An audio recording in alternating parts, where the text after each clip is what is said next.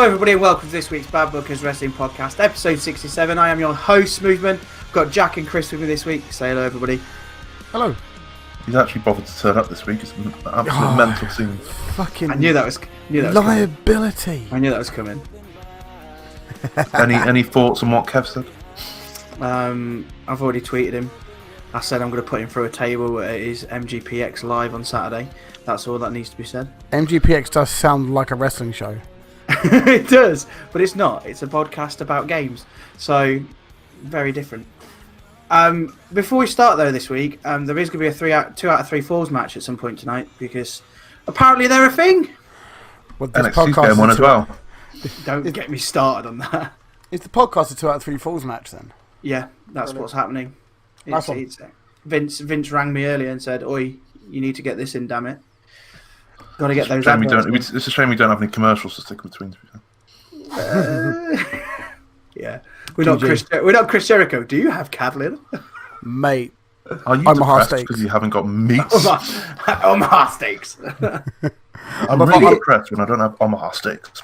I love how Omaha steaks is a meme now. It is a meme, and the thing is, I listened to the John Moxley, Chris Jericho, and then I listened to the Will Ospreay on Edge and Christian, and the way they pretty much have the same adverts. Yes. But they very much do it very differently, and Edge and Christian's is seamless. Chris Jericho's is definitely not. See, now you've popped your Edge and Christian podcast cherry. It's good, isn't it? It is good. Exactly. It is. Especially when my bay is on, so... Yeah. Very good. Chris Jericho treats it like a segue when it's an advert. Shouldn't really be treated, especially when it's depression into steaks. See, the thing is that I used to be able to, because the audio slightly changes when he goes into a segue, because obviously he posts that he also records that segue separately. Because that'd be weird sitting that opposite John Moxley going, "Hey, do you like Omaha steak?" Do you know what you want for Father's Day? Toothpaste. Loveflowers.com. But yeah, I used to be able to just catch when he was starting, skip 30 seconds, and we're good. But then sometimes he'd catch me out, and I'd feel myself going, "Oh, you bastard, he got me, you bastard." Little shit. It's like a game, isn't it now? Yes, it is. Excellent. Sponsored by, who are we sponsored by again? Power Slam TV. Yes, sponsored by Power Slam TV. If you want all of your wrestling needs that isn't WWE or AEW, go and find Power Slam TV.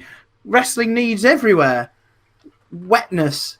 And Harry's and Dollar Shave Club and... Stop giving all these companies free promotion. We are. If you're listening to this, we want some dollar so I can give you some Chris Jericho segues.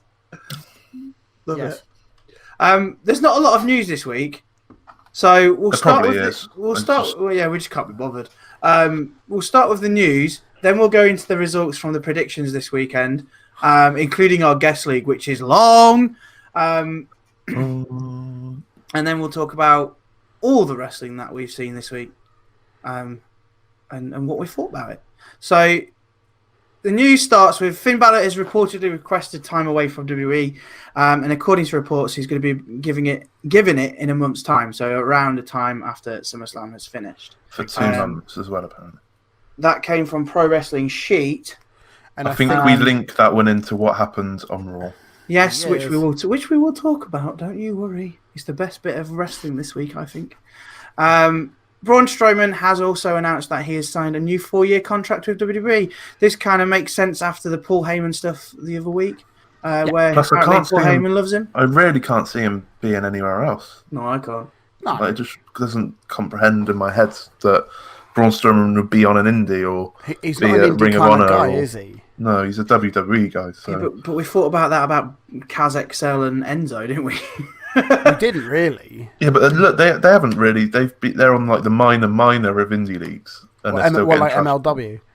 No, less than that. Sorry, mate. Wolf. Less than that, mate. Come on. Like 60 people turn up. I'm joshing. Because they can't get a Ring of Honor contract because they fucked everything up. What, like a G1 event or something? Or, if there's an event in Dallas that, should have thousands there and fuck all turned up at the beginning. Apparently. Lol. And then the final bit of news, Eric Bischoff didn't start at SmackDown Live this week like reported, but the man himself has said that he will be at Raw for the Raw reunion on Monday before flying over to SmackDown to finally kick his reign off.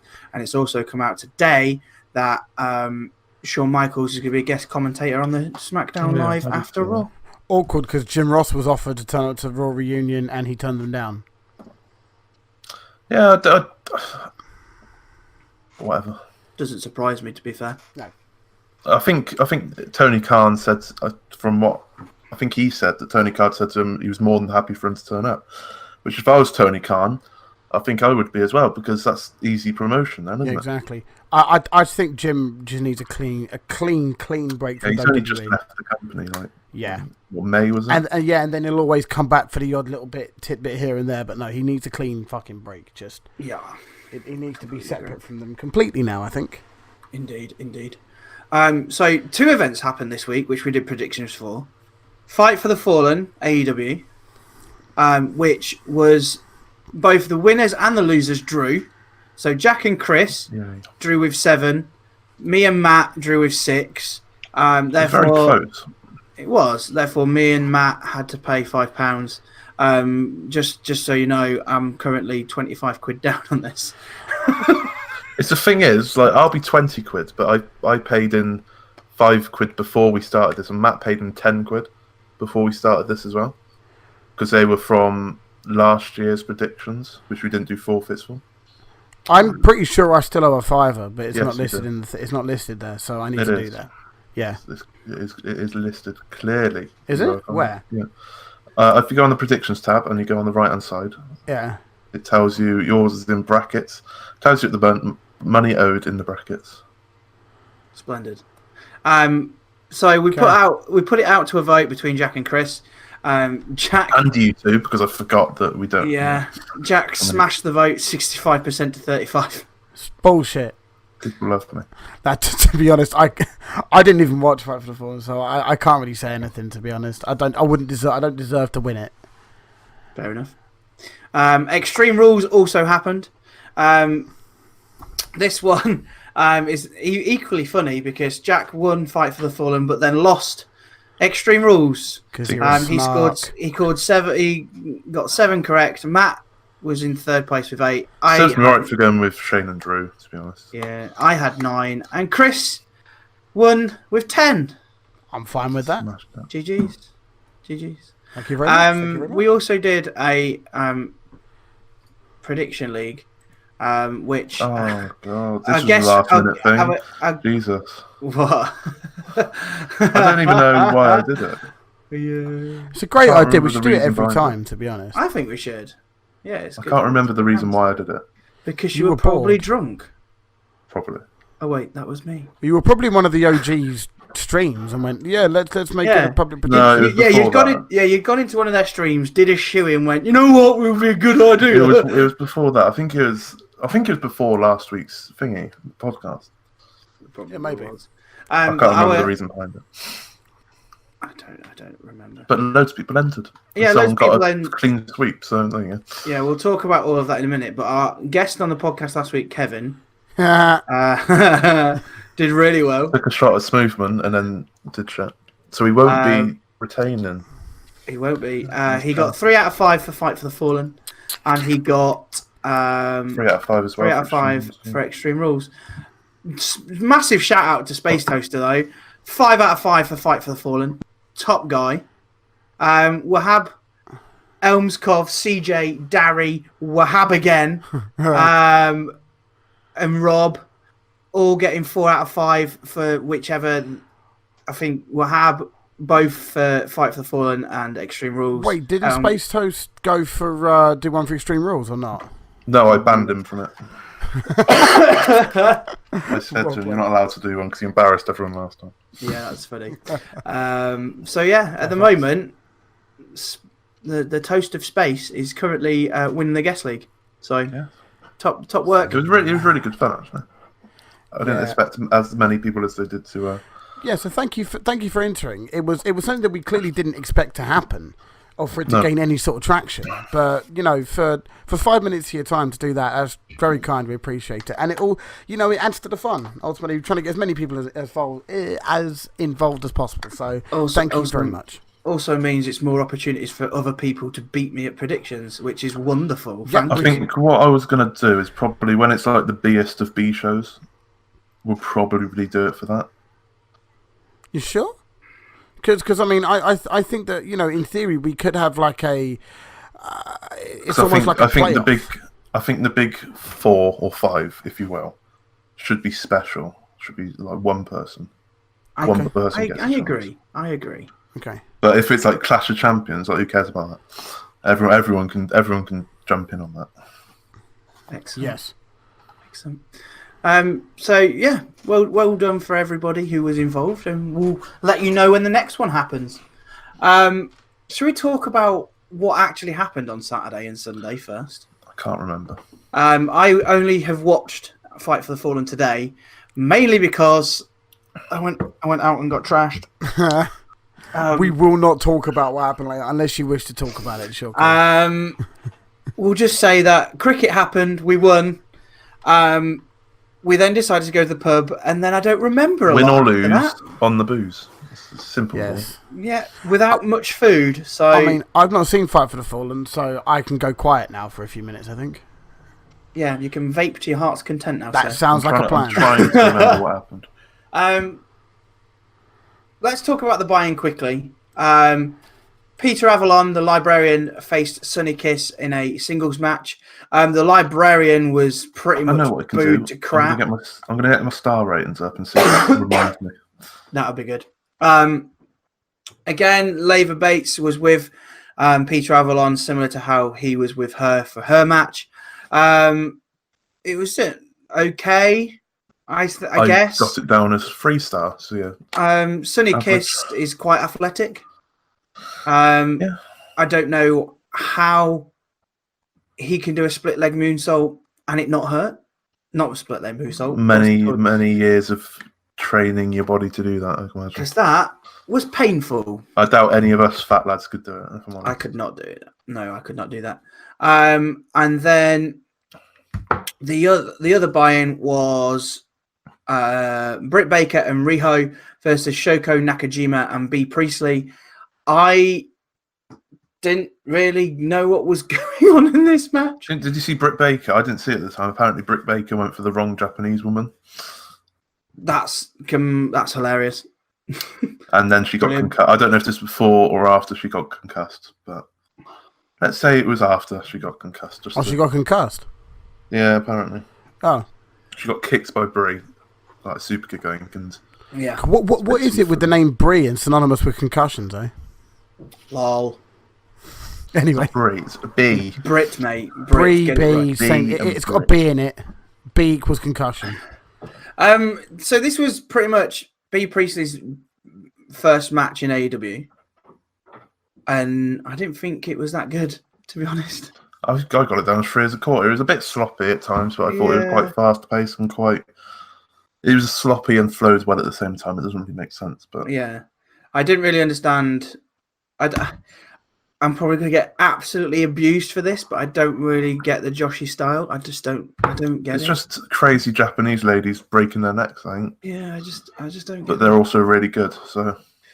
But yeah, I think B Priestley's partner was like 4'11" or something. Yeah, she was tiny. But B Priestley, she took a Stardom title with her, which was her partner was also a champion in Japan as well. Yeah, they both brought their titles. I wasn't expecting her to bring her Stardom title, to be honest. Especially if Stardom's got links with WWE. Interesting. True. I don't think it doesn't. It makes no difference, does it? Really, it makes no difference. Then we got to the main show. Can we all just have an excellent kind of round of applause for bloody Fight Network putting subtitles on randomly during the pre-show? Right, because I was in the stream with Toast and Kempset both nights, and first off, the Fight TV stream cut out, so we had to go onto YouTube to watch it. Brilliant. So we just bought it, and then it just cut out. And about that was about must be about half hour on YouTube, and then we went back to Fight, and then the whole subtitle thing happened. It's like, Yeah, Fight TV or ITV. What are they doing? I think it was Fight, to be quite honest. And the subtitles made no sense. No. It was loads of gibberish. And it covered half the screen as well. And it did. Jimmy Havoc, Darby, I always get his name in, Allen, and Joey Janela versus Sean Spears, MJF, and Sammy Guevara. I don't know what I can say about this. I really liked it. I gave it 3.5 stars. I thought Sammy Guevara looked absolutely excellent in this match. Yeah, I think I wasn't really paying too much attention. I think because it was the first one of the main show, and I was kind of like, yeah, it's a 6-man tag match. This was also just supposed to be on the pre-show when they changed it last minute, I think. I'm quite glad they did change it. I think I'm annoyed because I lost. That's probably why I tuned out. It's good to see that the whole MJF and Sean Spears thing carried on, but it didn't affect the match too much. No, I genuinely thought at one point one of them was going to screw the other one over, and make them lose. But MJF was brilliant because he did the handstand thing and then turned to Sean Spears and gave him the 10, and I was just like, "You are a hero." Yeah, I saw that. What a guy! Class. I love him. Oh, he's brilliant. Also, Sean Spears coming out wearing a T-shirt that says, "No, it's not. It's gimmick infringement." I'm not happy. Chairman. I'm not happy. It's Why? Gimmick infringement. That's LA Park's gimmick. I'm not happy whatsoever. Brilliant. Gimmick infringement. But yeah, I completely agree. Jimmy Havoc had a decent portion of the match. Darby Allin didn't really do a lot, I thought, compared to. I don't think any of the face team. I think it was more. It was just there was more intrigue on the heel side with the whole Spears and MJF storyline, if you will. Yeah. But we had a Spanish Fly from 5-star match.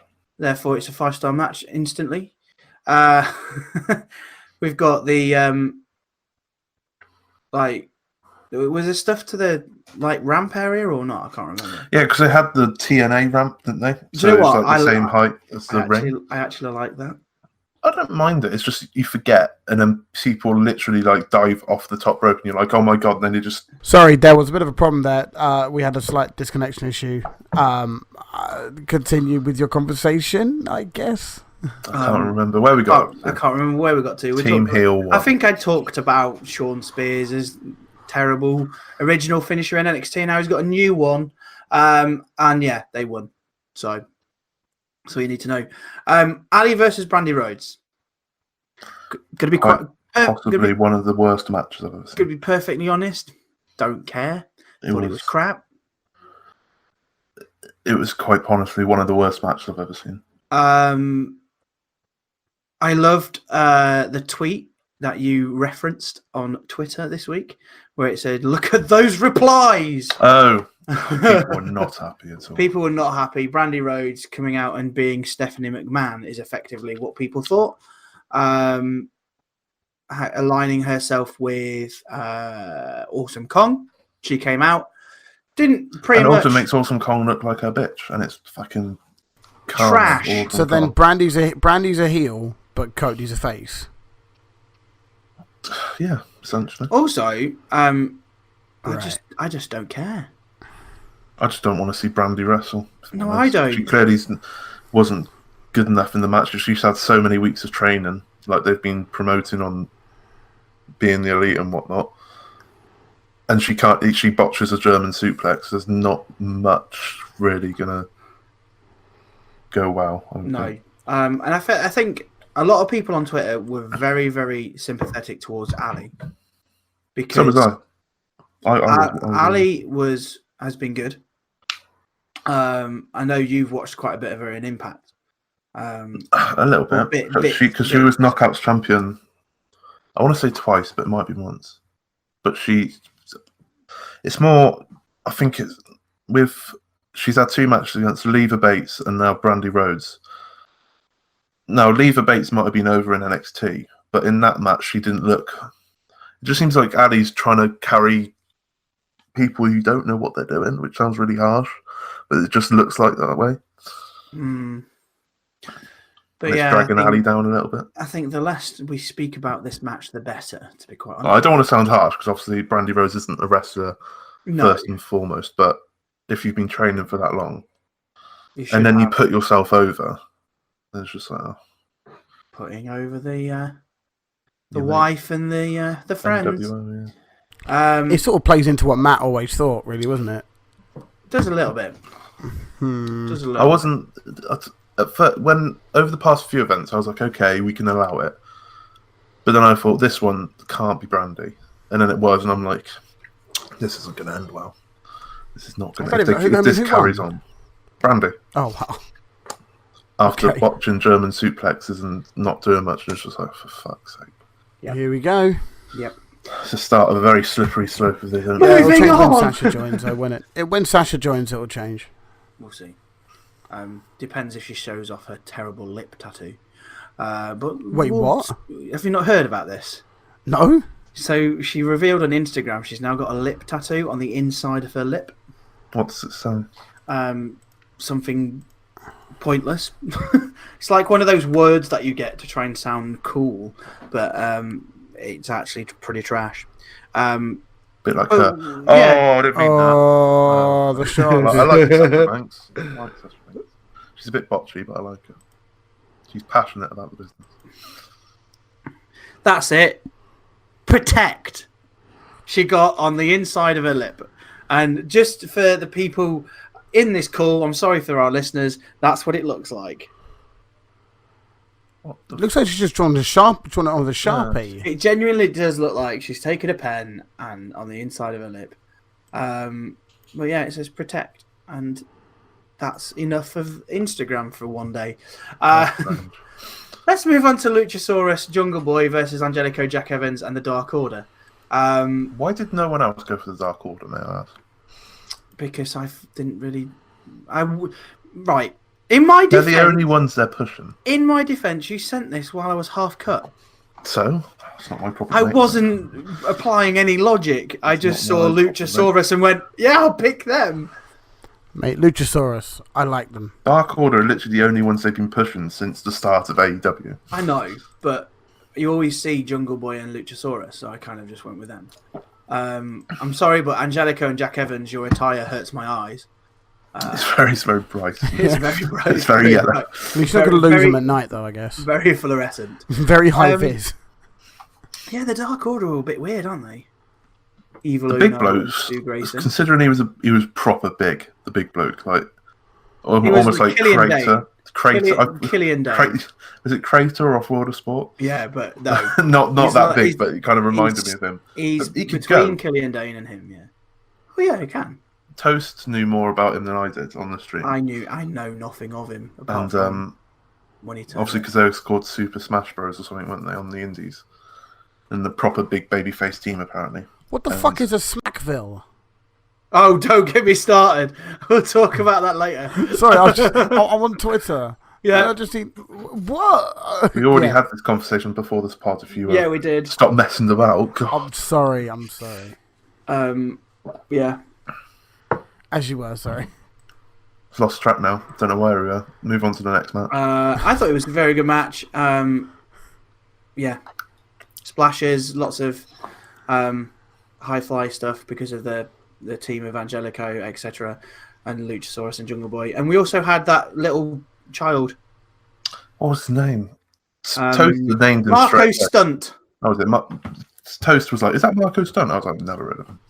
I just thought it was a child. Toast genuinely knows everything about wrestling. He knows everything about wrestling. He knows everything about indie wrestling. He knows the deep, dark depths of indie wrestling. He goes to lots of that one, the over the top, and it. Yeah, OTT. That a lot. Yeah, OTT, yeah. GG's. Which is impressive stuff. We love you, like, Toast. Who the fuck is this good? And he's there like, oh, Marco Stunt, mate. And I'm like, it's a child. And I was looking at the back of his head. I was like, okay. GG's. All right, Toast, mate. Then we had Hangman Page, Kip Sabian, which we knew the outcome. However, put Kip Sabian in a decent light, I thought. Kip Sabian kissed the NXT guy, and the NXT guy was there again. And then he got shot down by Chris Jericho later on the night. It was fucking awesome. Just want to point out, is the NXT guy the guy who turns up in an Everton shirt? Yes. That's the same guy. yeah, It's the same guy. That's why I was like, where's his Everton shirt? But obviously only wears. He was at Fight Fest as well. Yeah, I suppose because it's in Florida, he must live that way. Yeah, of course. Sure. Where's Daytona Beach? Florida. There we go. So he must only go to the ones that are in Florida. So we might not see him in Chicago. He's probably not invited to Chicago because what he did to Kip Sabian was honestly fucking horrendous. What did he do? He was proper in Kip Sabian's face, like giving him shit, like leaning over the rails, pointing in his face, giving him shit. I mean, should we get Bubba Ray to go and like pull him out of a crowd? Bubba Ray needs to take him backstage and talk nicely to him, whatever happens. When we say talk nicely, put him through a table. Cool. But yeah, the guy was an absolute knob, and then Chris Jericho violated him later on the night. So it's great. Love that.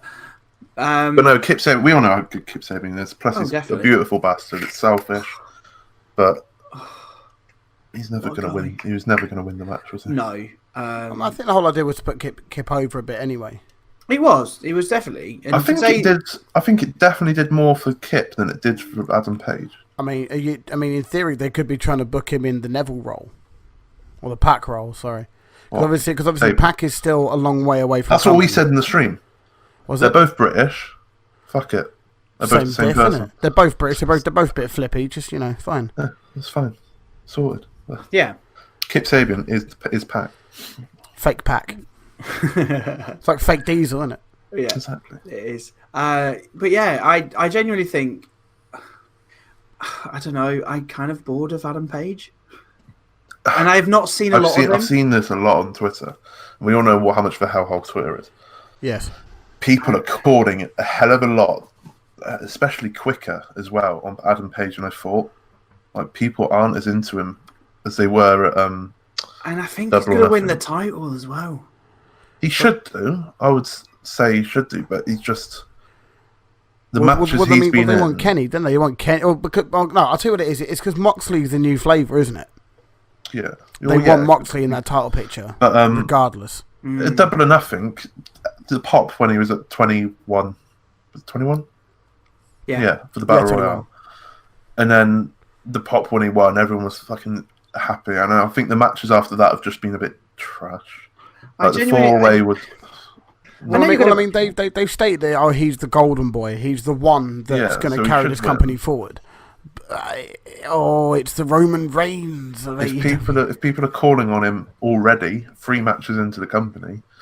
Is that because, though, he was in a fatal 4-way? That was at Fighter Fest. Yeah. And then he was in this match. If you'd have left him off Fighter Fest and had him in this, I don't think people would moan too much. I think we're seeing too much of him. I know you've got to build... He's had 3 matches. Let me finish. I know you've got to put... I know you've got to put him in some sort of storyline with Jericho as you build up to All Out. And that's what today, like this week was. But I just think you didn't need him at Fighter Fest, to be quite honest. But that's just my opinion. I can see where you're coming from. For AEW, he's a draw. Yeah. I wouldn't say he's a draw. Not Adam Page. Not when you got Lucha Bros on your card. Not when you got Kenny Omega. Not when you got Young Bucks. Well, they want him to be a draw. They want him to be a draw, but if people are already calling on him, that's a bit worrying. Like 3 matches into his Smoothman? No, there's a lot of people that I've seen keep popping up and saying Adam Page shouldn't be the one winning the title. It should be Chris Jericho. And like this was coming from Double or Nothing when everyone was like, yes, Adam Page is winning that title. I think he'll still win the title, though. I think he'll still win the title. I think they'll give it to Jericho. No, I think they can't. They can't. Surely not. Why not? Trying to be an alternative, then they give it to an old WWE bloke. Who is, with all due respect, the biggest name. Yeah, but people won't see it that way. People will see it, he's an ex-WWE, he's 40-odd years old. I've just had a thought. How's that? Yeah, but he's then there to elevate to be a big name for the company publicly, and then you can have someone go over him, a la Adam Page.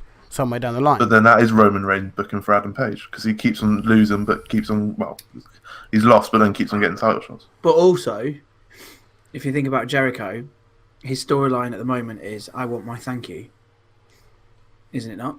Yep. Yeah. So he wins the title, he gets his thank you.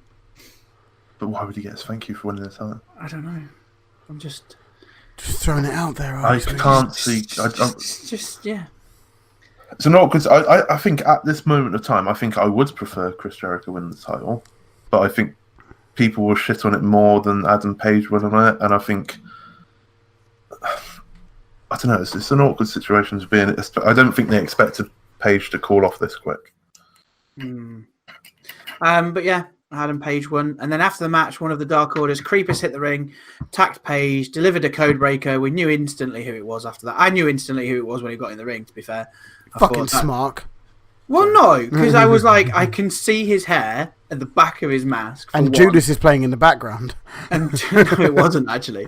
And two, all of the Dark Order minion people, whatever they're called, creepers, look a little bit more slimmer than Jericho. You trying to say Jericho's fat? Is that I'm a fat not joke? saying I'm not saying he's fat. Come on and code break your mum. That's what he'll do. It can code break me. If He's had too many Omaha steaks to fuck. GG, man. Pod title. So he unmasked himself. Chris Jericho was there. He then followed up with the Judas effect. Still a trash move. I'm sorry. And then he left Adam Page bloody in the ring. 3 shows in a row we've had blood. That I think is unintentional. This wasn't blood. This was a blood tablet because it wasn't dripping. It was just stuck on his face. Oh. Well, they use them in rugby when they want to cheat. Oh, in Bloodgate. Yeah, like a capsule. Yeah, blood capsule. It was one of those, I think, because it wasn't dripping down his face. It was just like stuck there. So it was definitely a blood tablet thing. Fair enough. Lucha Bros and SCU. Pentagon Junior and Ray Phoenix obey. I love them. Oh, they are fucking stars, aren't they? They are so good. They honestly, that tag division is stacked. You think about it. But Jack called me out the other week when I said that every match that they have is 5 stars, and he just went, "Nah, mate." Because the match you were saying wasn't 5 stars. I can't remember what I was saying. It was the 6-man match. It was an all right match. The 5 stars. Didn't have a Spanish fly, so maybe it's 4.5. But how many Spanish flies were there at Fight First? I'll tell you what, it was a running thing on the stream. The amount of stomps and coup de grace there were. Yes. Finn Balor confirmed. Prince Devitt is coming back. Ooh. So he's gone on holiday to AEW. Yeah, exactly. 2-month loan. That's funny. I thought again, good match. SCU are decent. This Scorpio was my joint match of the night. Yeah, and it's quite interesting listening to Kev last week because I completely agree that at some point Scorpio Sky is going to have to branch out on his own. Oh yeah. And I think Kev's indie knowledge is surprising. I didn't think he'd have that much indie knowledge. Yeah, and then he called me out on mine. Craig. You know. Oh, you got done. New Japan and Indie. Oh, is Jericho Omega going to be worth watching? Oh. Did you watch? Can I just interject? That was 2018. Before I was into New Japan. Can I just admit that? I know it was, but it's still funny. Yeah. Cheers. That's my defense right there. Yeah, definitely a good match. Just stomps. But they did ruin the ending for the main event. They did what? They ruined the ending for the main event. How so? Because they called out the Young Bucks after the match. Therefore, the Young Bucks couldn't lose. I guess, yeah. Oh, yeah, but I feel you could call them out and they could still lose. No, it wouldn't make sense. Because that call out makes no sense. Wins and losses matter. Yeah. I suppose.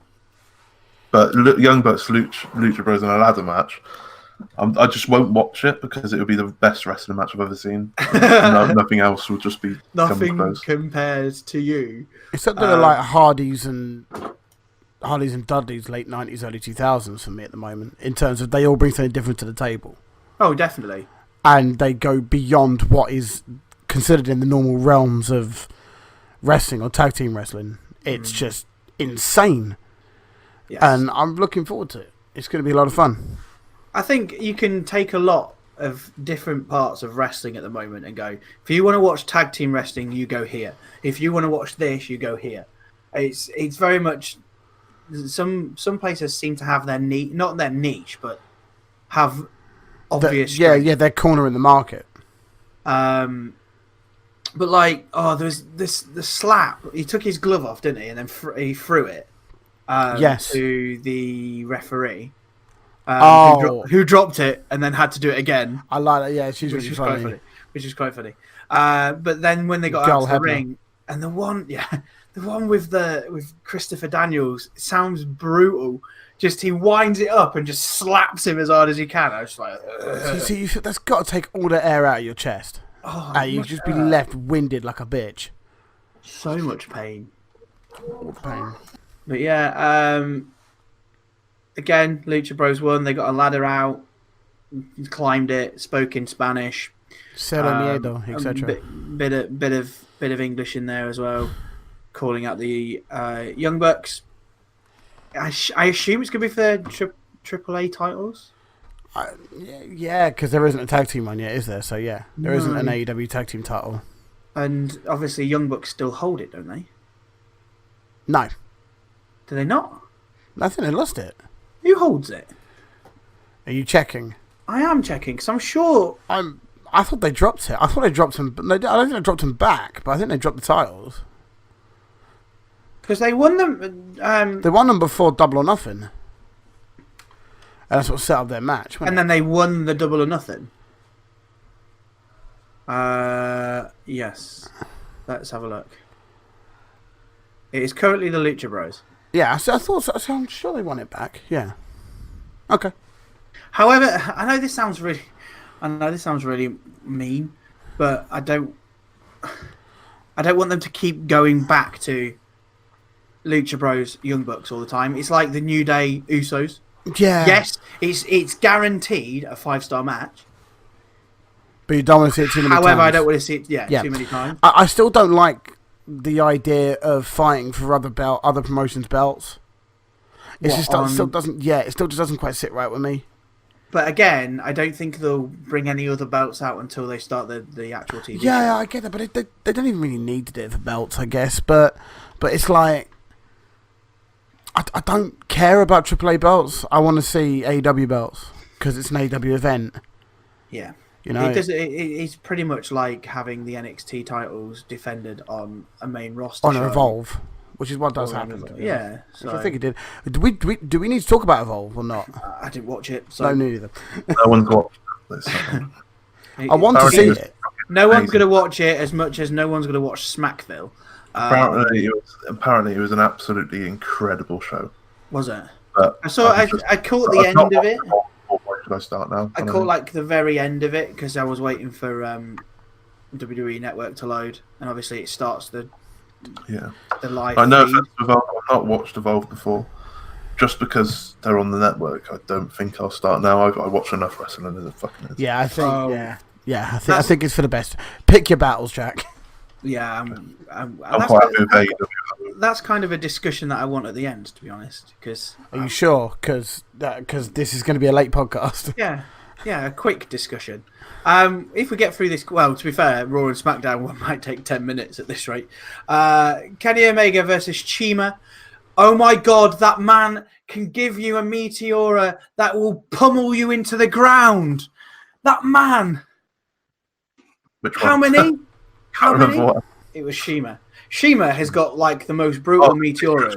Meteora's a pizza, isn't it?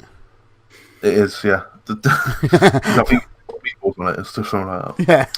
Its respect on Twitter towards Chima was unbelievable.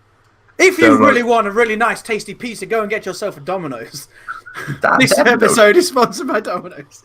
It's not. I mean, if it is Domino's, you watch it, give us free Domino's. Yeah, man. We want free Domino's. No, people were saying like, "Oh, Kenny Omega's made this guy look quite good." This is Chima. This guy's been around for years. This guy is already good. Already good. He might not have been over in the States good, but this guy's the disrespect from people is just It's mental. unreal. It's unreal. Like, Did you want to slap people, Jack? IWC, I want to slap people every day. Well, Don't ever read your replies or mentions in under the Bad Bookers Wrestling account. I did that once, and it's mad. I just don't understand how it can be done. Some people are not worth talking about. Shooting on the IWC. We are part of the IWC, Jack. That's the problem, I think. Yeah, I think we're the problem. You're the problem, Sweden. Cheers.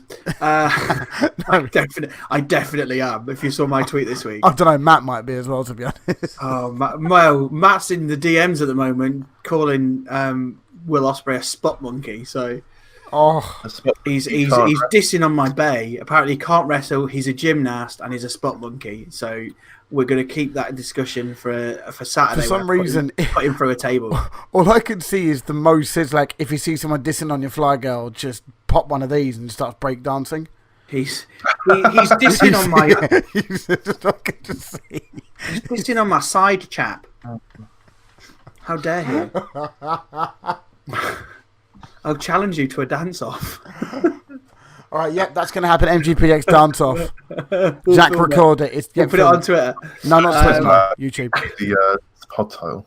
Just Mo SZYSLACK. Mo SZYSLACK. Oh god, if I have that. Yeah, I just think the fact that people are calling Chima, it's almost like he's average only because he's not in a match with Kenny Omega. Now he's in a match. It's like, oh yeah, he's good, isn't he? If it wasn't for Chima, Christopher Daniels wouldn't be the person that he is today. Exactly. If it wasn't for Chima, there wouldn't be wrestling in China. This OWE stuff that they're doing. If you don't have wrestling in China, WWE wouldn't have wrestlers from China. Exactly, the interest wouldn't be there. So this guy's done a lot. It's not like he's an up and comer. He's like 20 years old. He's been in the business about 30 years, I think. No, he's doing. He's an old boy. Yeah. He can go like a motherfucker. Oh, definitely. He's unreal. He did so I talked about this already. He did loads of meteoras from different places. He even went onto the stand, which, if you haven't seen Fight for the Fallen, obviously it's in an amphitheater. So there's obviously the stage, which had some seating on it, and the announce table in the far corner opposite on the other end of where the entranceway was. So obviously the ring was below it. And then there was the timekeepers area, which had a table, which he did a meteora from the stage onto Good there. Pizza. No, right. Yeah, speaking of amphitheater, I read a tweet or a message from Tony Khan. Have you seen the South Park episode about where it's about wrestling?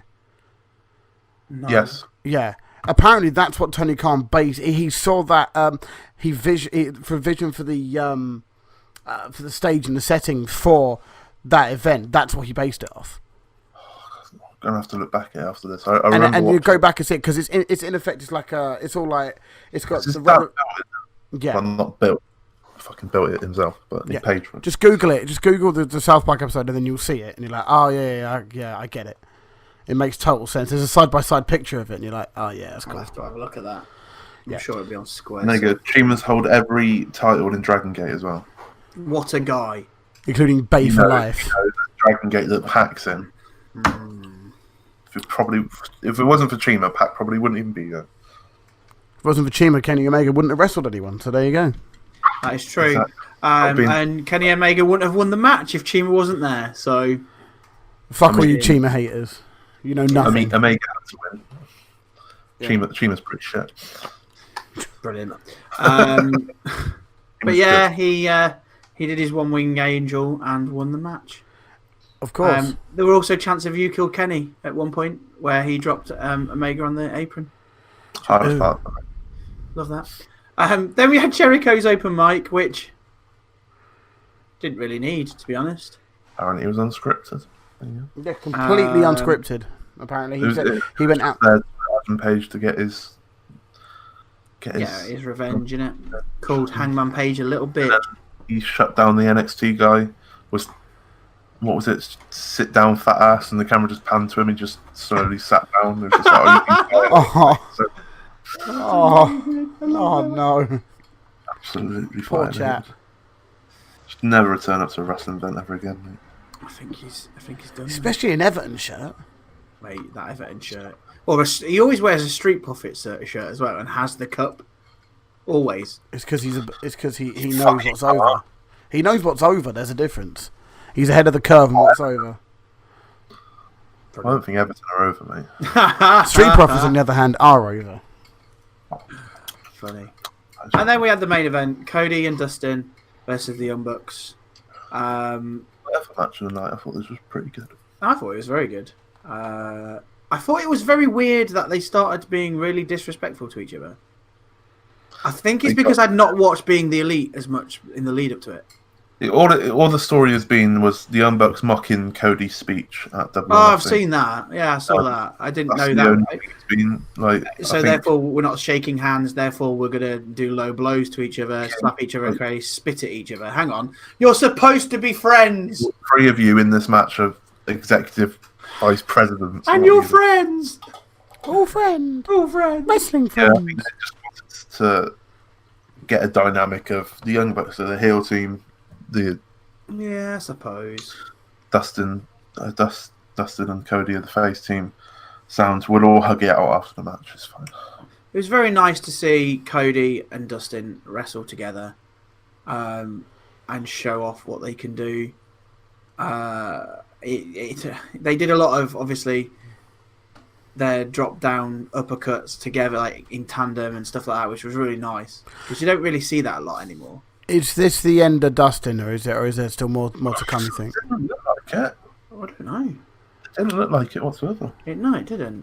But the ending was very different. Like after the match, Dustin didn't take the pin. It was Cody that took the pin as well. Yeah, it was.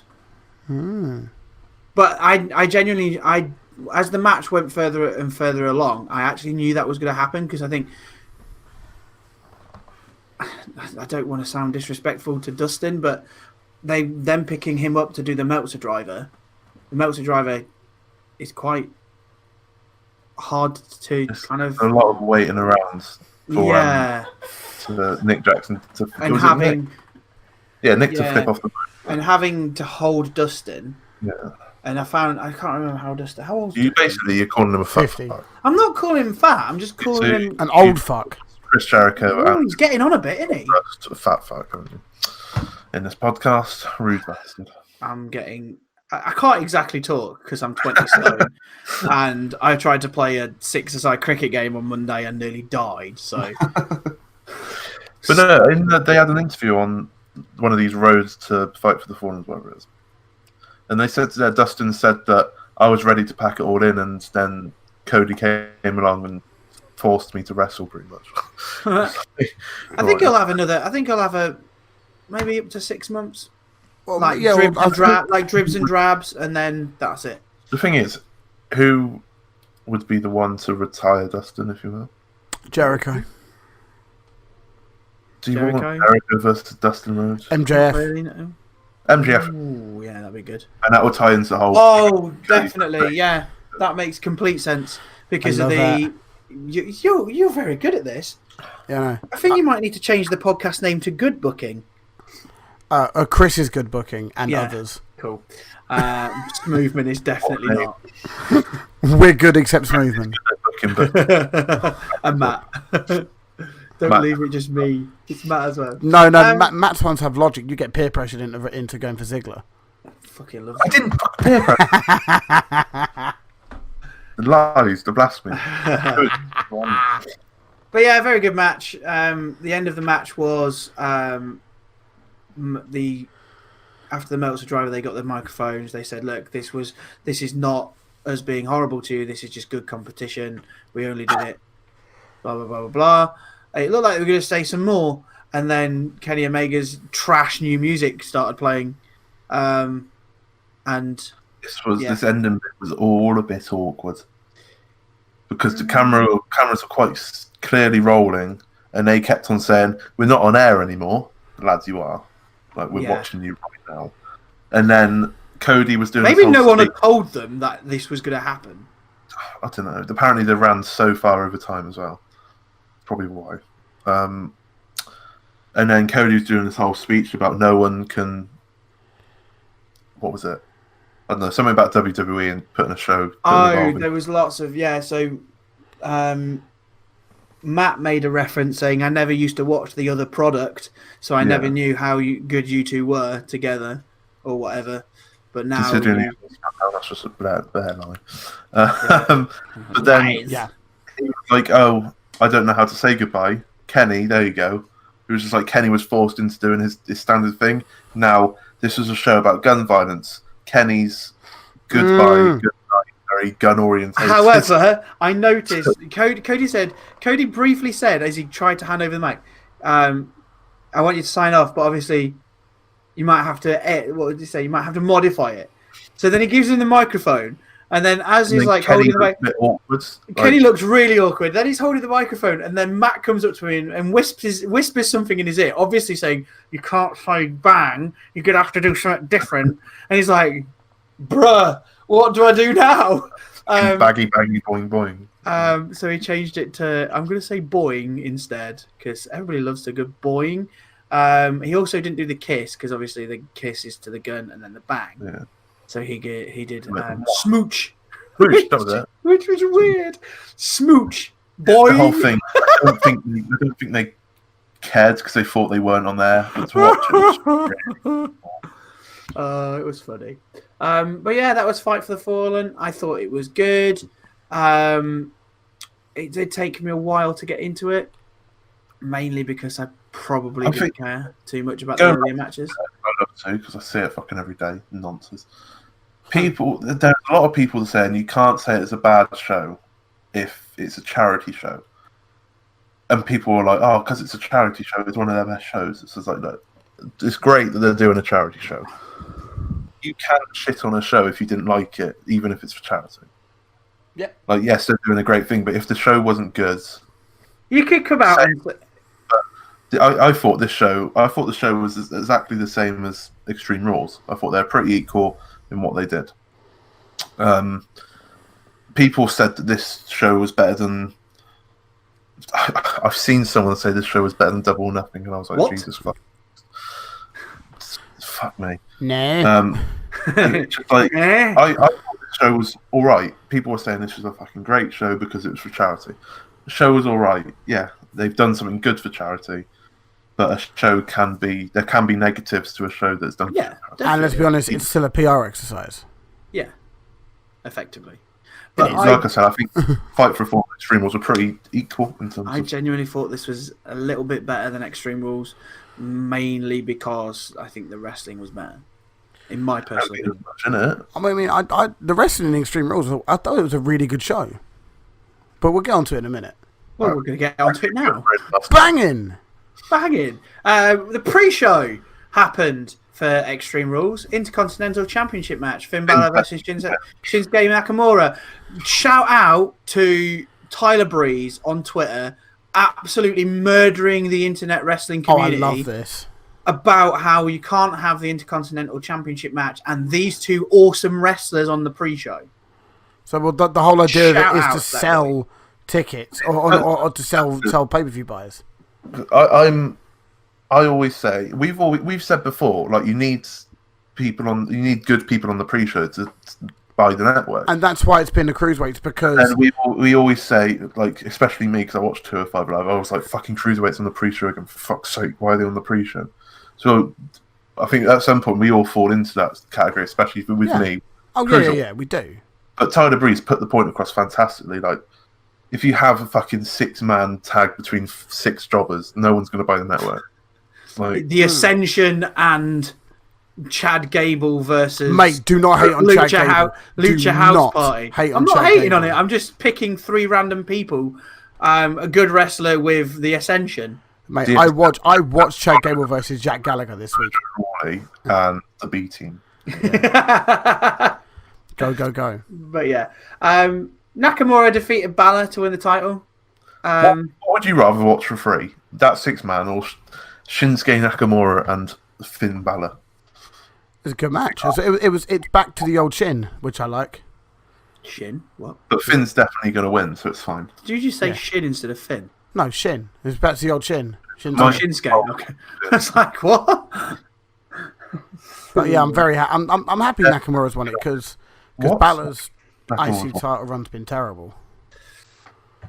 He's not really has. done a It's lot, been though. awful. He's not really done a lot though, has he? That's the thing. That's the thing that people have been saying. Hang on, he's going to take 2 months off, but he's not been on TV.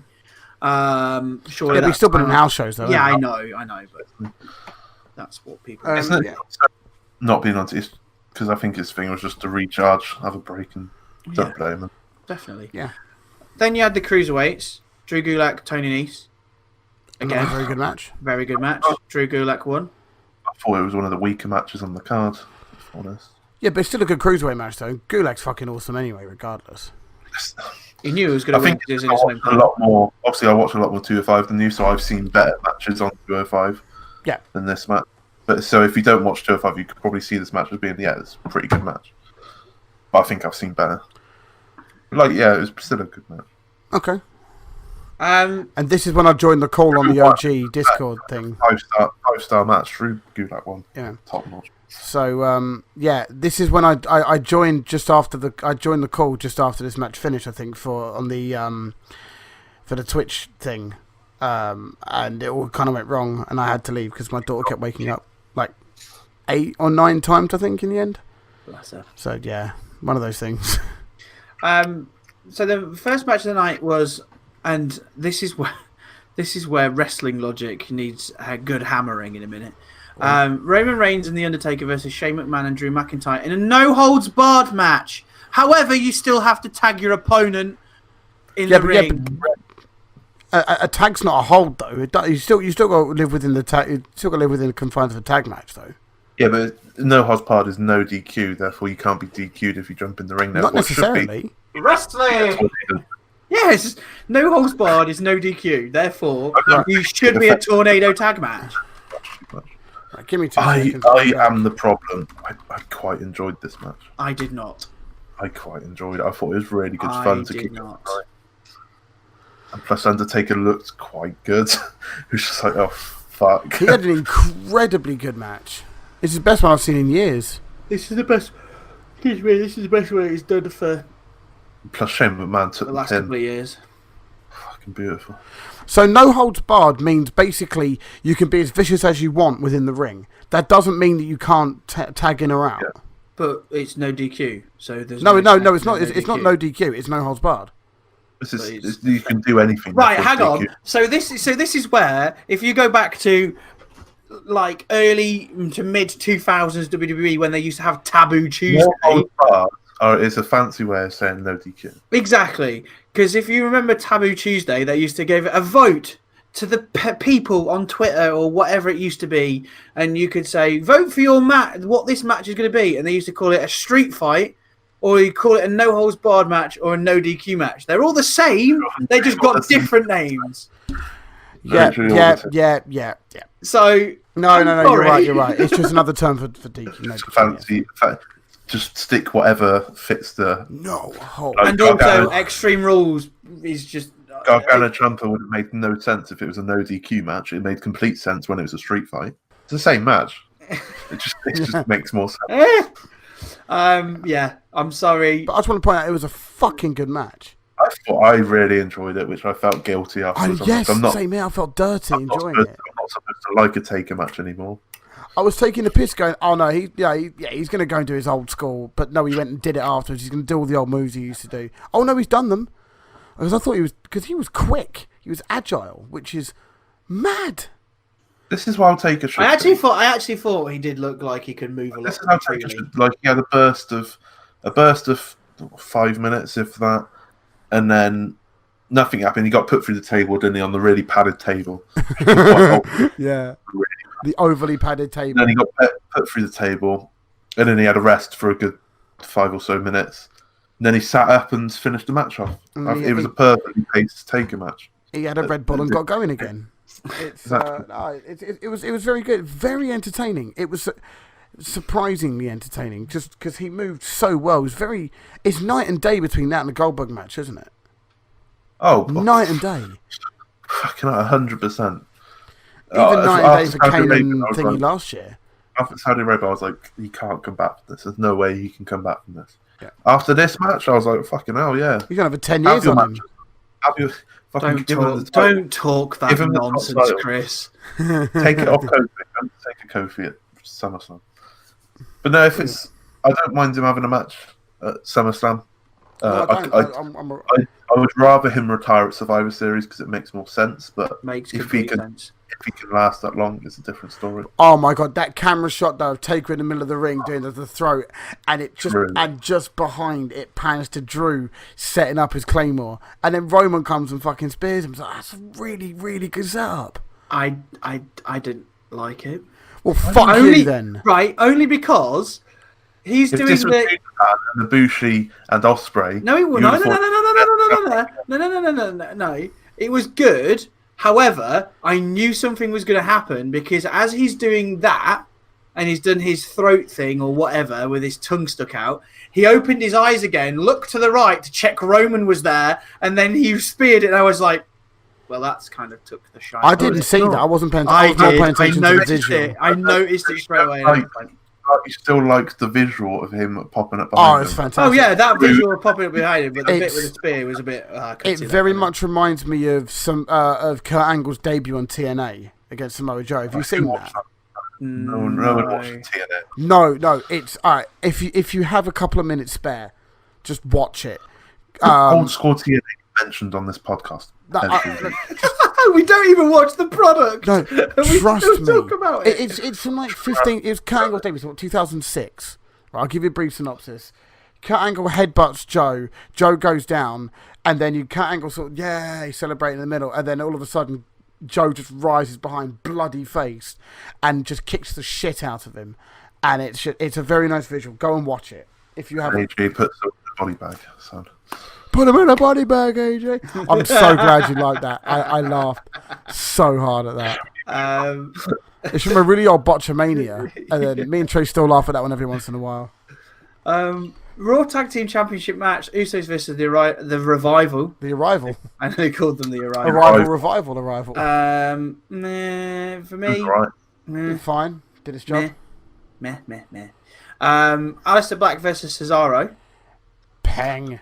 So annoyed. Annoyed? Last week on the podcast, I said Aleister Black needs to boot Cesaro's gum shield out of his mouth. But they did it.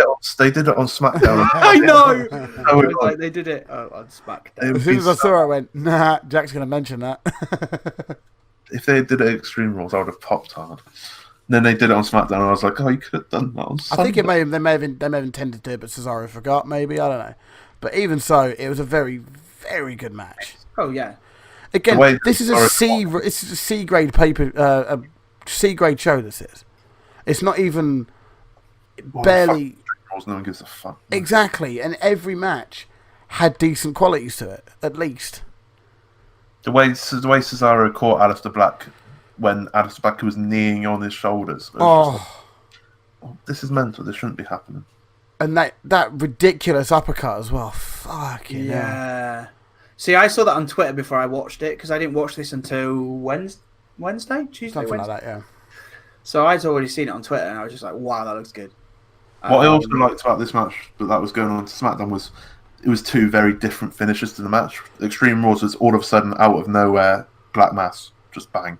SmackDown was he did his normal thing of picking him up from the mat with his foot and then smacking the Black Mass, which looks a bit more brutal than the out. I like it when he lifts him up with his foot. Yeah, it's like a Mortal Kombat finisher, that isn't it? It looks, like a proper fatality. Yeah, out of nowhere, it still looks good, but it doesn't look as brutal.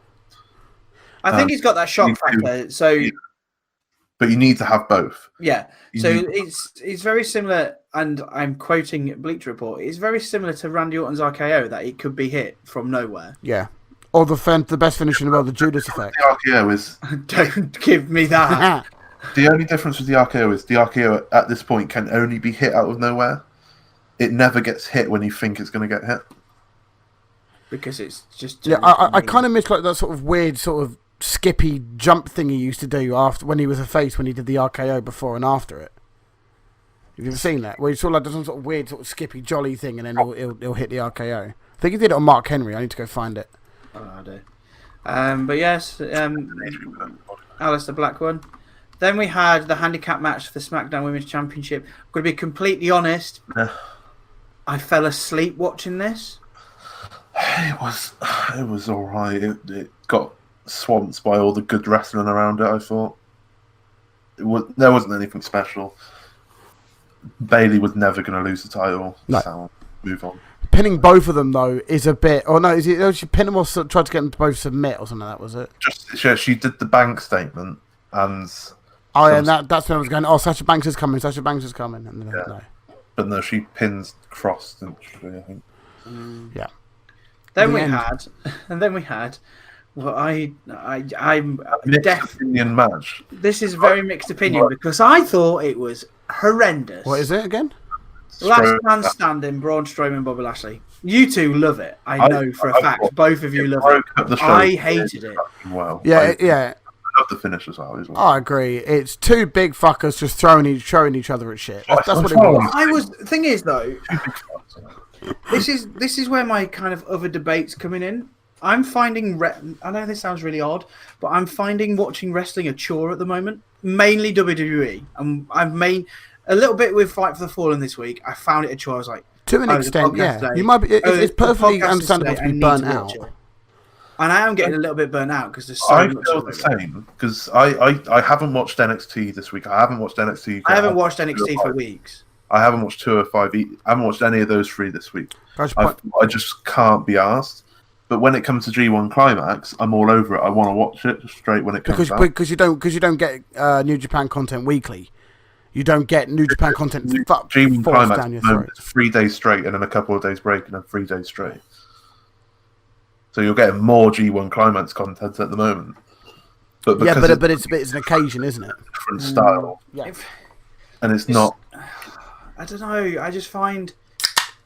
I find when watching WWE, I find it massively a chore at the moment, and I think that's because I don't know, because there's so much that I don't enjoy, and whether that's because my kind of what I enjoy watching wrestling wise has changed. I don't know if there's a difference between watching it live and watching it afterwards, because obviously when you're watching it live, you can't skip anything, so you're kind of just watching it like I did, just watching it.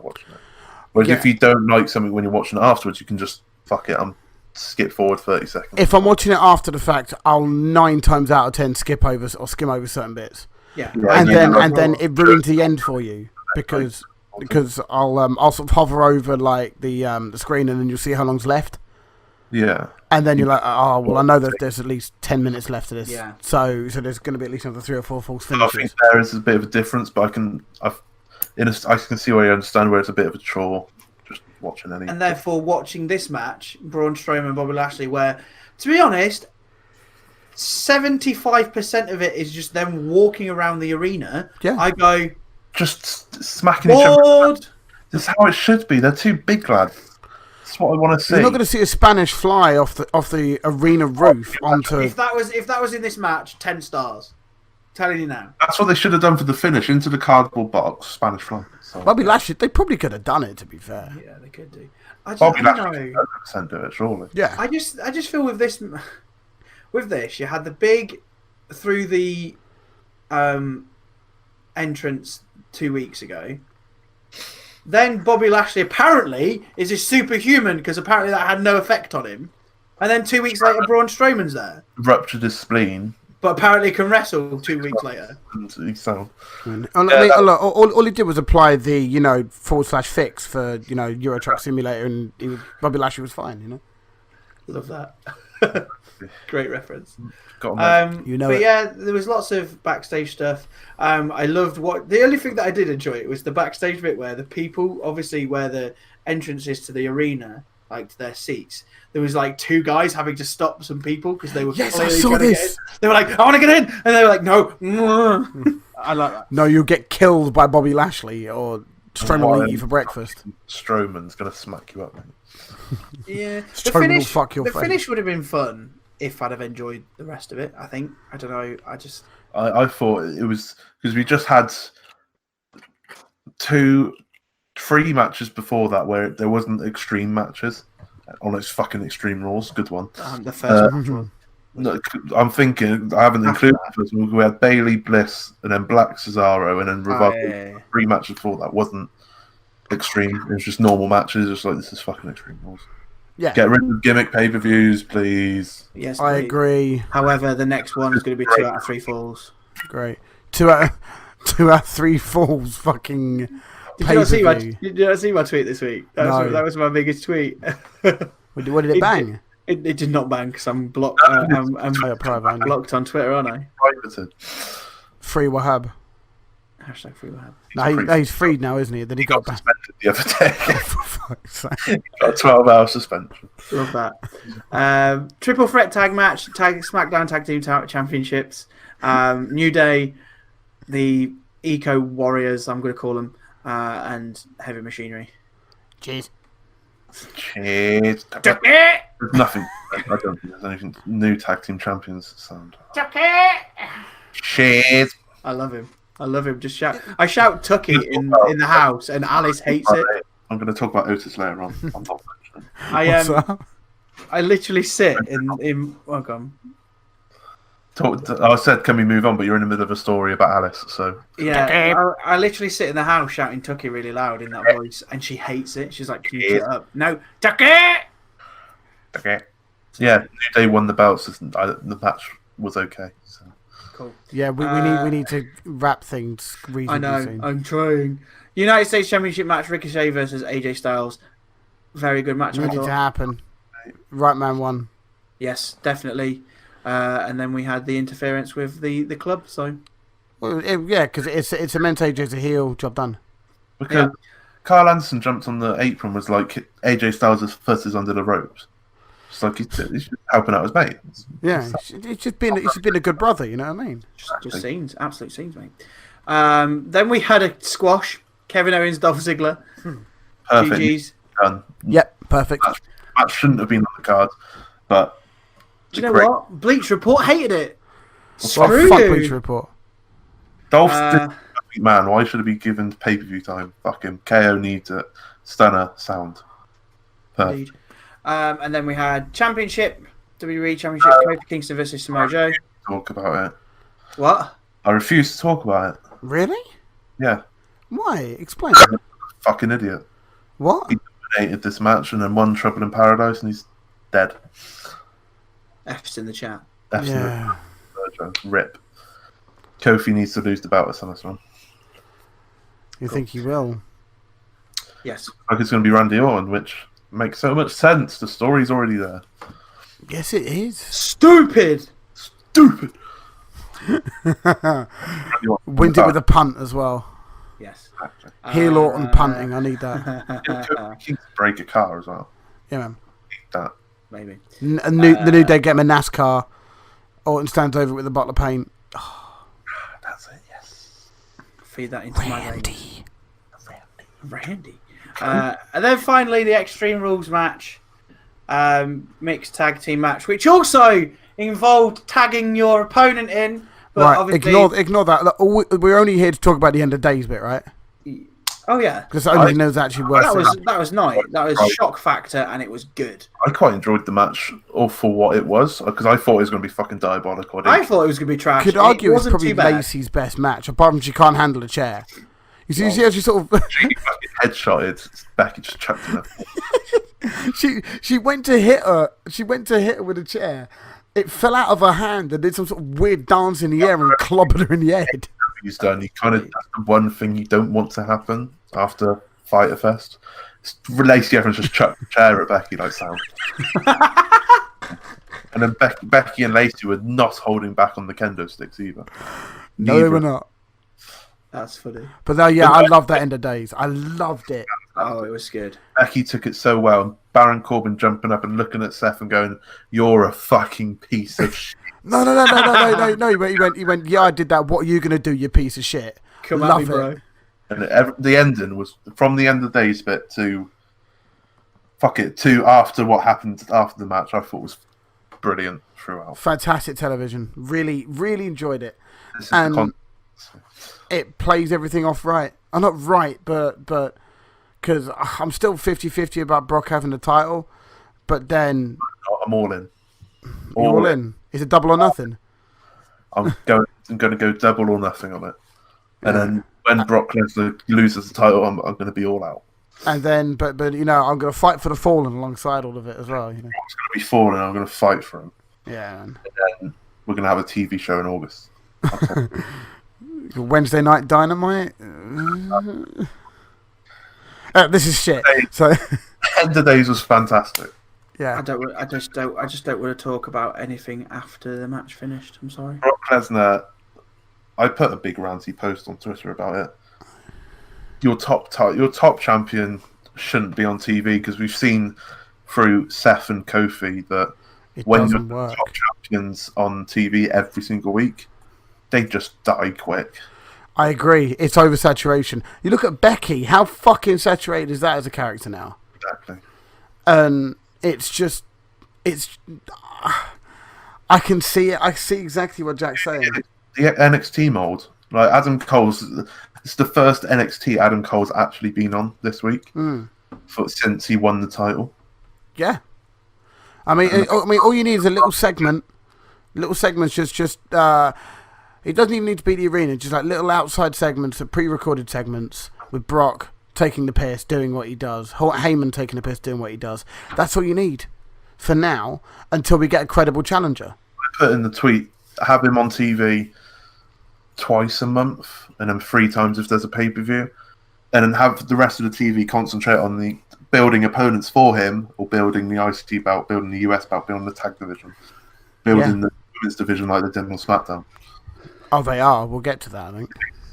I don't. After last time, I didn't think I'd be happy with Brock having the title, but I am. I'm really. No, I agree.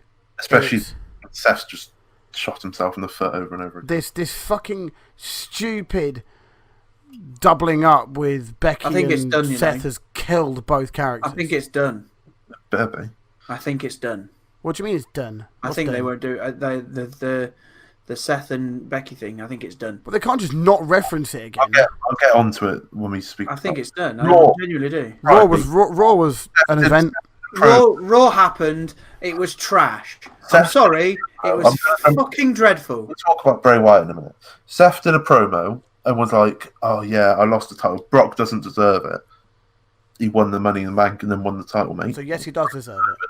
And then he was like, "I don't know if Becky's going to be here tonight, but she'll be all right." 5 minutes later, Becky came out, was just like, "Seth, mate, what are you doing?" Seth just looks like a fucking idiot. Like honestly, I'm sorry. The Raw was just awful. Ricochet and the Usos versus Robert Roode and the Revival. Why? Why? Viking Raiders having another squash match against some unnamed competition. Why? Only happened 2 weeks in a row. That's fine for now. Cedric Alexander versus Drew McIntyre actually was okay, mainly because of the story it was telling. In my opinion. Yes. Because having Cedric Alexander beat Drew McIntyre in that way obviously will set up this mini feud, which they'll fight each other somewhere down the line. Probably Drew at will kill stupid him. Smackville, whatever it's called. Drew has to kill him. Oh yeah, he will do eventually. But at least it gives Cedric time while also giving them a lucky win against. He is a top star. He might not be booked like it, but yeah. I was extremely confused at why Zack Ryder was there, and then I remembered it was in Long Island. Yeah. And the fact that Maria Kanellis is going to wrestle when she's pregnant, and Mike Kanellis. To be honest, get them off my screen. I don't want to see them anymore. I'm bored. Mike Kanellis is great on 205. He's great. He's great as a wrestler, probably. If I'd see a decent wrestling match. I don't watch 205 live, so I'm talking as those probably casual fans who watch as Raw. Mike Kanellis, don't give a shit about. I'm sorry. Apparently, Jack Gallagher and Chad Gable had a fucking quality match. I shouted this earlier on, so don't you dare disrespect Chad Gable, because they had a fucking incredible match. I loved it. That's not Mike Kanellis. Trash and Raw, he's alright on 205. But Mike Kanellis and this storyline about the baby needs to stop. It's the thing, it doesn't happen on 205. Please. It might have happened this week. But it doesn't happen on 205, it just happens on Raw. Well, no. They Mike and Drake Maverick have a long. Drake Maverick beat the shit out of him. Yeah, because Mike's basically bullying Drake. You're gonna get Rockstar Spud. Fucking yeah. Oh, fucking hell. Drake Maverick, I don't think WWE just realised just how much of a star they got in their hands with him. That's something that you said the other day. You said the other day that the best acquisition that WWE have had is Drake Maverick. For a while, yeah. On their main roster, Drake Maverick has got him and R-Truth have single-handedly got over the shittest title I think around. Especially after pissing himself, the guy has revived his career. Yes. Absolutely. Massively. Yes. Fantastic. He is so good on the mic. He is probably one of the most talked people. Honestly, on this 205, but remember, I don't watch 205 Live very often, but I saw some bits on Squared Circle about it, where Drake Maverick and Mike Kanellis are in the ring together, and Mike's belittling Drake, going, you've not been focusing on you're supposed to be the general manager of 205 Live, and you focus so much time on that you've neglected all your me on 205 Live. Excuse me. He's and Drake's going, well, look, I brought you to 205 Live because I think that you have the potential to be champion here. I think you can do it here. And Mike said, don't give me that sort of generic bullshit, blah, blah, blah, blah, blah, and then says something about Drake's wife, and Drake goes fucking sick on him and drops he does a ferocious fucking drop kick on him. Drop kick was fucking awesome. I was like, as soon as I saw the clip, I was like, Rockstar Spud, we're going to get a match. Rockstar Spud's going to finally wrestle a match. I'm looking forward to it. And that's getting me invested in 205 Live, and I'm probably going to start watching it now, I think. Good. You said this about NXT, and then you didn't watch NXT. Yeah, but honestly, I want to watch NXT for Io Shirai's theme. That thing fucking bangs. Is that she got a new theme, has she? Oh, you need to hear it now. It bangs. Cool. The whole Kairi Zane, the racist fuck I am. What? The whole Io Shirai is just awesome at the moment. Io Shirai, mate. But then we had a chat. We had a chat about this last week. I mean, so it's going to be Io Shirai will eventually be fighting Shayna Baszler at some point very soon. She'll take the title, surely. Huh? She's got to take the title, surely. Like I said, I haven't seen the spoilers, so if it does happen, then no, I've not seen spoilers. All I've seen is Io Shirai's new theme, and it's fucking bangs. It wouldn't make sense in the sense that they're both heels. Now, yes, I know heel versus heel match. But no! You fixed it by putting Candice in it, so it's a triple threat, and then Shayna loses the title and goes to Raw or SmackDown because Shayna needs to go up now. Really, she does. Because the women's division needs something. Women's division needs something. To leave NXT and then be off our TVs for a little bit. Yeah. And then appear. Because I mean, don't get me wrong, right? I mean, I'll sort of segue it. I really like if Ember Moon won the title at SummerSlam, she won, and then Shayna destroyed her afterwards, because that continues the whole Shayna. There's no continuation from NXT. It is because the whole.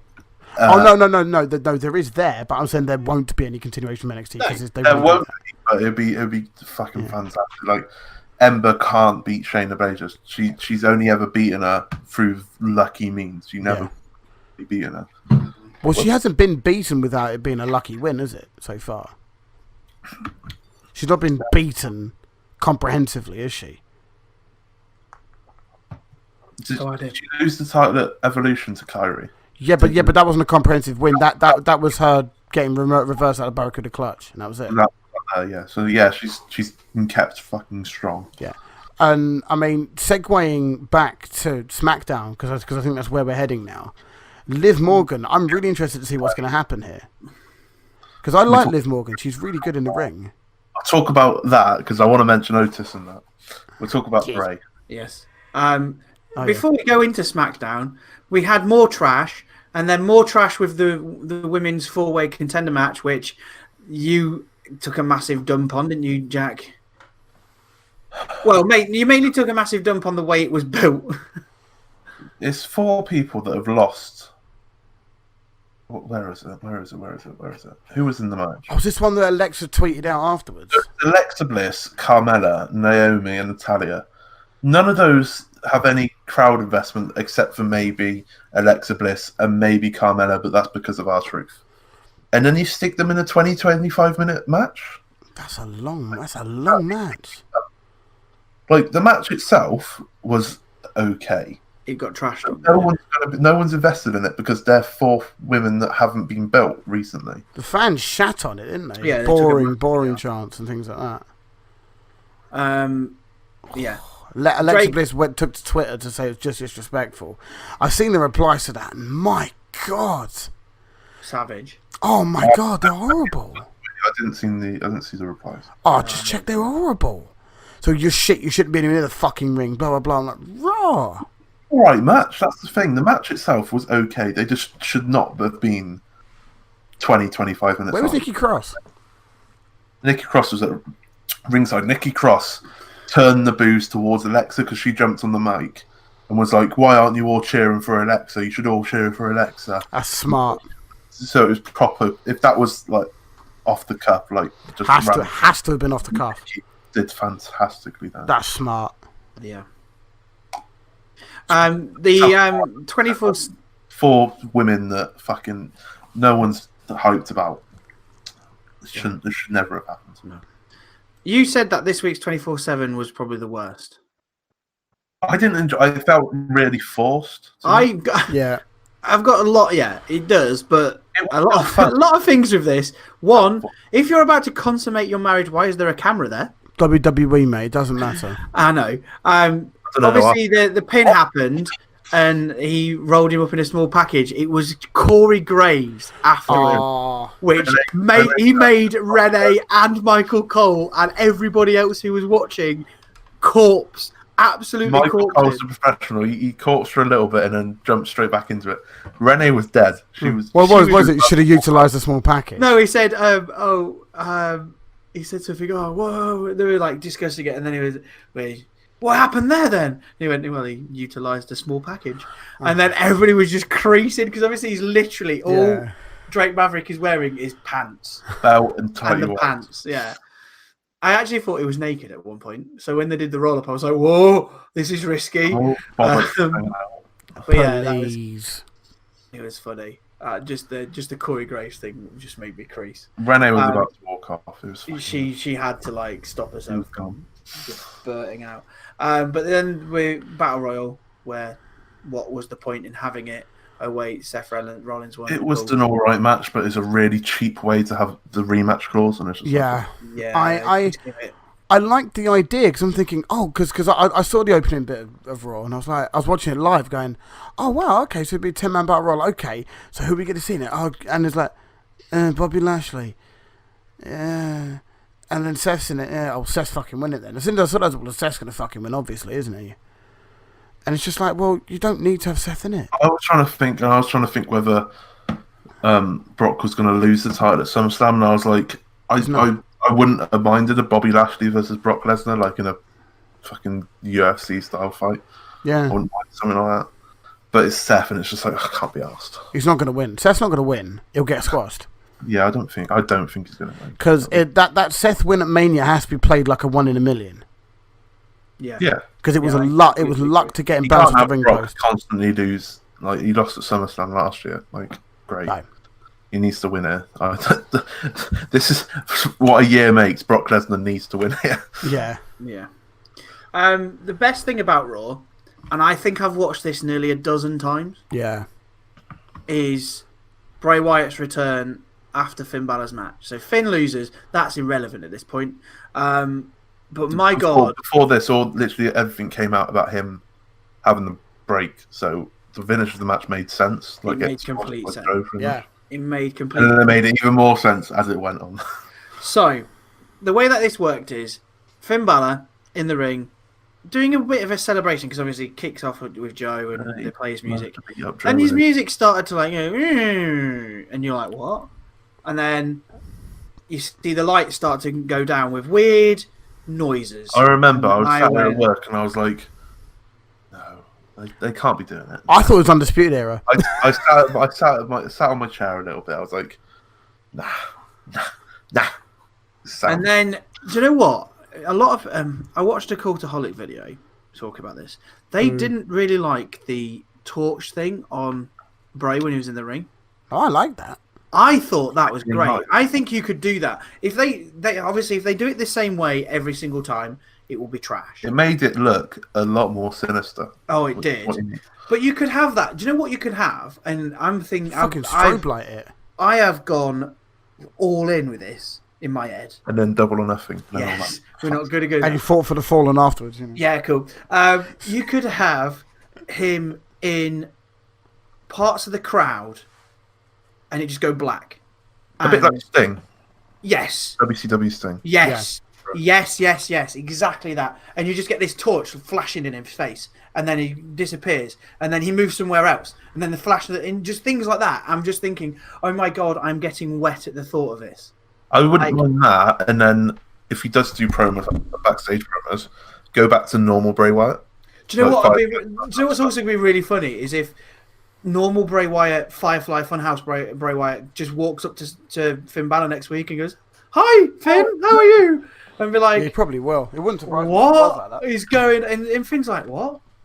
Hang on." But I genuinely love this, and just having him. It makes complete sense. Do the Sister Abigail and then stand there and have him laughing.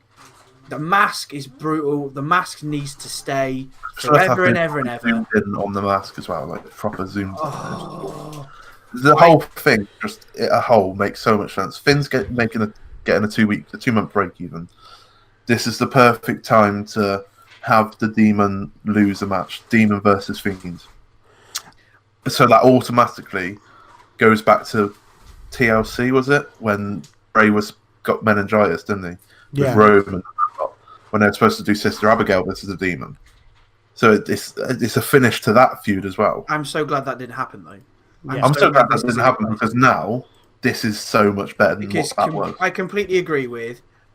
I don't think the Demon has a place in WWE anymore. I know that sounds really awful. It kind of died.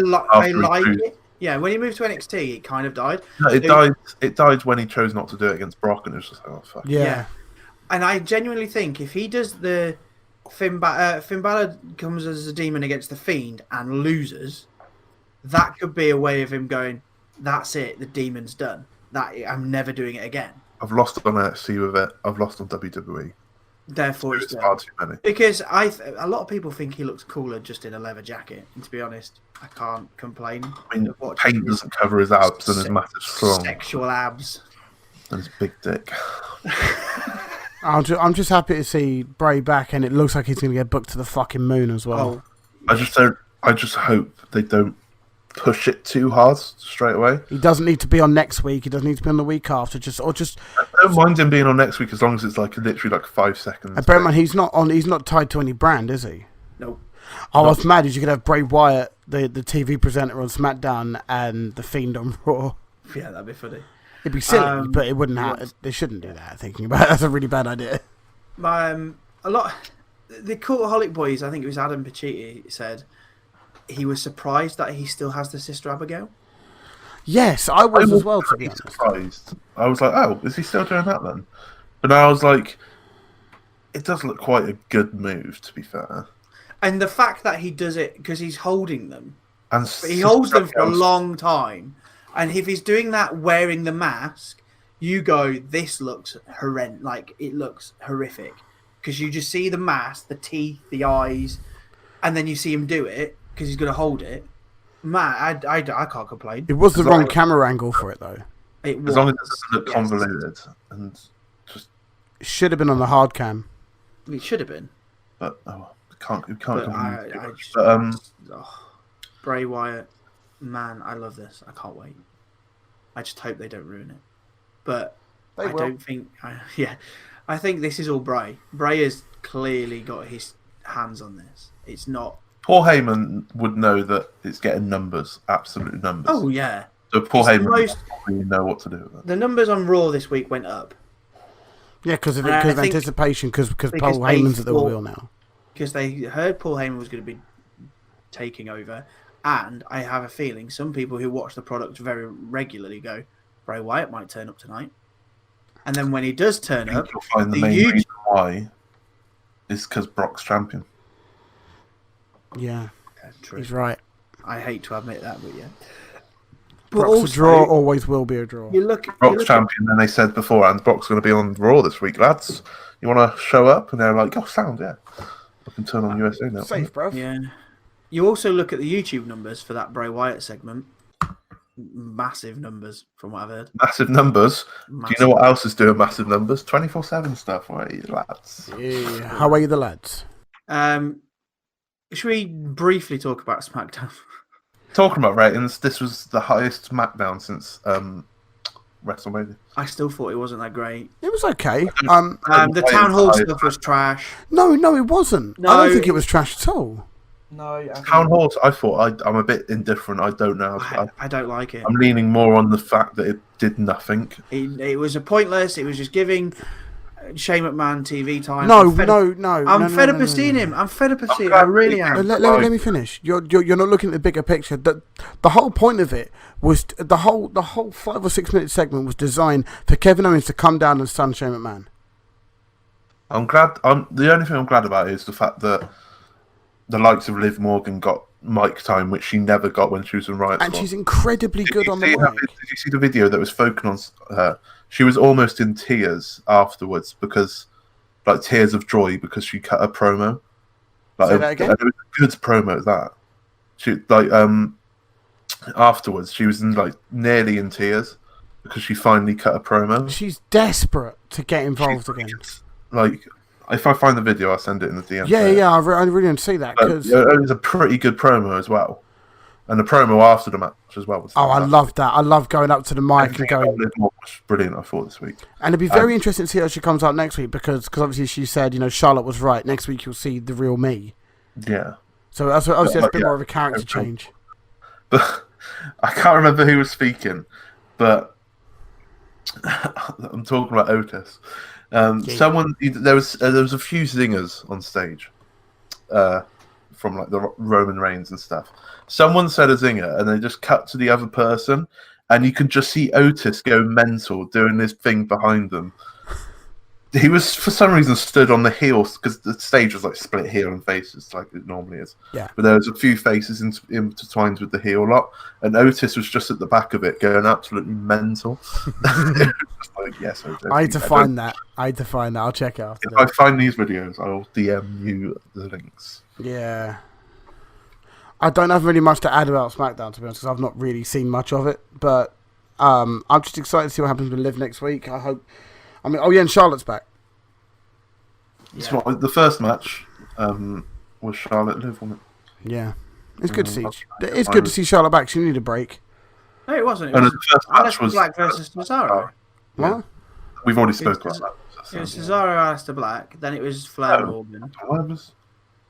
Yeah. It was. Then it was Emma Moon and Bayley versus Mandy Rose. Charlotte Flair, Liv Morgan. I didn't realise how long Charlotte Flair's been off TV. Since just not long after Mania, isn't it? It was good to see her back because Andrade's mum died, I think, and they both took some TV time off, didn't they? Oh, that's sad. Yeah, I think it was on the day of the Saudi Arabia show, I think. Yeah, and Andrade did Andrade have a match against Apollo Yes, Andrade Crews? was wrestling against Finn at the Saudi Arabia show. Oh, Saudi Arabia. Oh, no, I'm talking about SmackDown. I think didn't he wrestle Apollo Crews? Or was that next week? And he lost in a minute. Yeah, he lost to Apollo Crews, yeah. And then it was just Well, he lost to Apollo Crews. Yeah. Apollo Crews beat Andrade. Yeah. I want to talk about the women's division. Charlotte Flair, Liv Morgan, I thought was great. Charlotte obviously had the win because it's Charlotte. Yeah. Liv Morgan did fantastic. Like, proper. She's always been decent in the ring. It's just this one night has proper separated her from the Riot Squad. I know that the Riot Squad haven't been a thing for ages, but they still have the Riot Squad fucking theme like Sarah Logan did. This one night has proper separated her, and it was just like, yeah. And plus, she was born a day after me, and it was just like we were already best friends. Oh yeah, you're basically inseparable. She quote retweeted me on Twitter, so we're best friends. Wait, what? Yeah. Who? Liv Morgan. It was a while back. Oh. Frame it, put it on a t-shirt. It was something like, it was something to do with Kofi. It might have been before WrestleMania. And also, Liv Morgan is always on the live WWE watch-alongs, and she's really funny on them. I said, I can't remember if she's a day before me or a day after me, like same year and everything. I was like, I'm a day older than Liv Morgan, yet she's traveling the world doing what she can, and I'm sat in my boxes sulking because Kofi's not going to Mania or something like that. And she quote retweeted it and went, "Don't worry, I'm doing the same."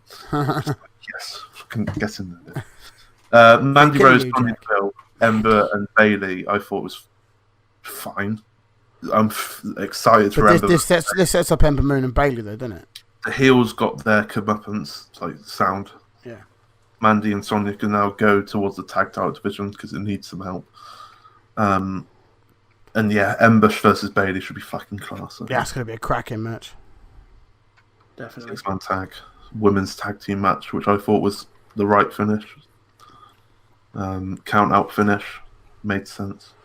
All right, are we done now? Is there anything else we need to add? You haven't run away, but yeah, other than that. No, not really. I'm going to link you to Io Shirai's new theme in a minute because it bangs.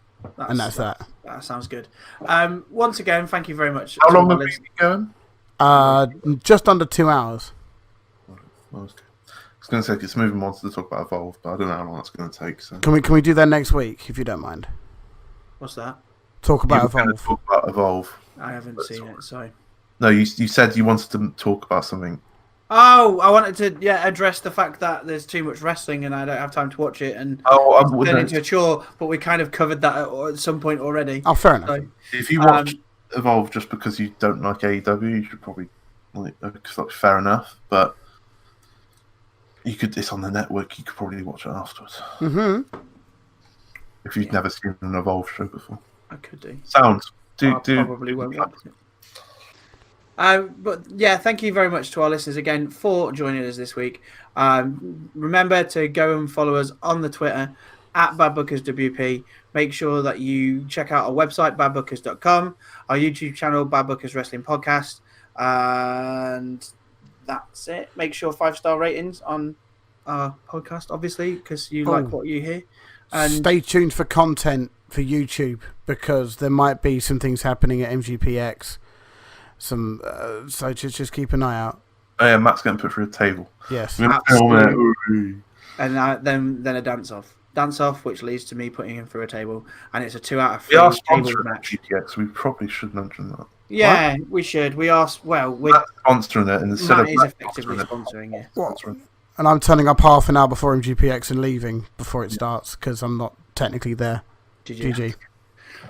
Yeah, so if you're not quite aware, Kev, our guest from last week, his podcast MGPX, which is a mature gamer podcast, they are having an event which is in Peterborough, which we are kindly sort of sponsoring via Matt, apparently. So yeah, if you are interested, I think Matt will sponsor it using his own Twitch, but obviously he doesn't stream much anymore.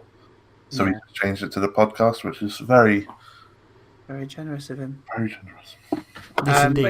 But if you are interested in the MGPX, it's Brewery Tap, Peterborough Brewery Tap. It's not far from the train station. For those of you who are in America, it's a bit of a trek and it's a bit short notice because this will come out today.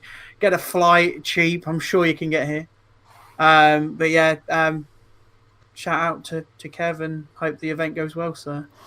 We're just gonna get trashed. So essentially gonna get trashed. I'll have three Coronas and be on the floor. Basically. Once again, thank you very much for listening. Bye. Bye. Bye. Are you tired of the same old pro wrestling? Then check out the amazing action on Powerslam.tv, the biggest indie pro wrestling channel in the world. Get over 4,000 hours of the best pro wrestling events from over 110 of the biggest names in the industry from over 15 countries around the globe. Get your free trial today at Powerslam.tv.